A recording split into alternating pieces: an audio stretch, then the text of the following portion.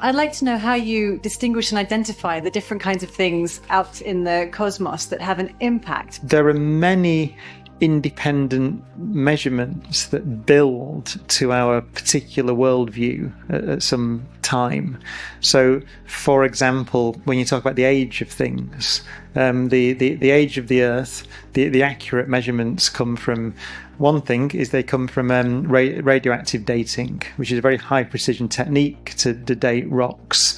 And we can date the oldest rocks on the Earth, and we can date the oldest meteorites, and we can do those things. And we always get, for the oldest things, around 4 billion years or so, and you can hone it in from there.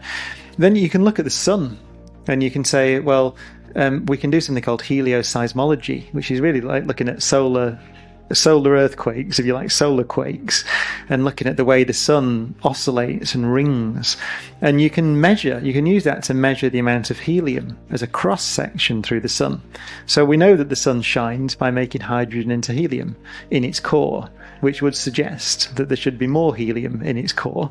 And we know how bright the sun is, we know how much energy comes out, so we know the rate of nuclear reactions that we need to produce that amount of energy. So we can look and see how much helium's there, and that tells us how old the sun is. And you get the answer, which is about 4.7 billion years or so. So from a completely different measurement, you get a measurement that's consistent with the age of the Earth. So you build up this picture, in this sense, cosmology, from many different measurements, and they all appear consistent.